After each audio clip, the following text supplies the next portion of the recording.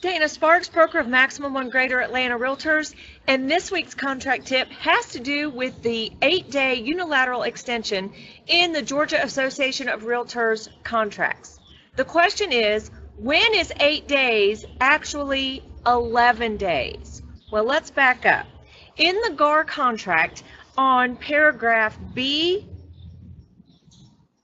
5A, there is a provision that either the buyer or the seller does have the right to extend the contract for up to 8 days unilaterally. Now, there are some provisions. First of all, you have to give notice prior to whatever is the last agreed upon scheduled closing date, and it can only be done upon a certain variety of issues that have not yet been met. For example, number one, the seller cannot satisfy valid title objections, excluding title objections that can be satisfied through the payment of money or bonding off of the same.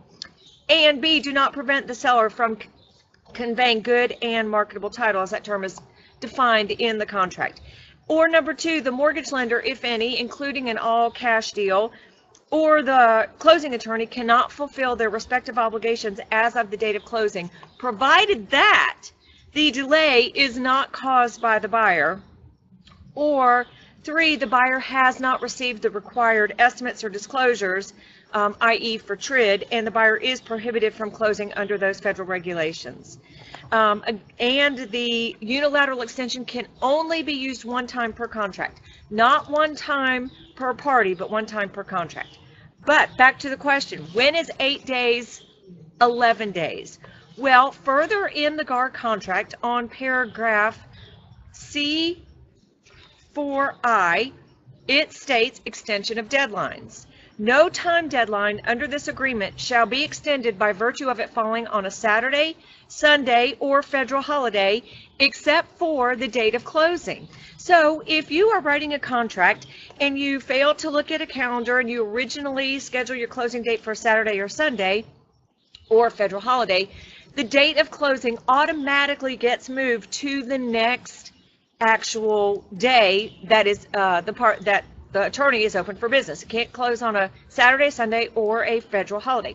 That is the only date in the contract that can be moved if it falls on a weekend. What that means is if your due diligence period ends on a Saturday, Sunday, or federal holiday, that's when it ends.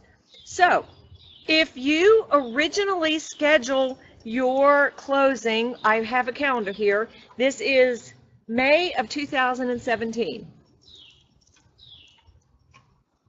Okay, so let's say you originally schedule it for this Friday the 19th, and the unilateral extension is exercised, and it's for 8 days.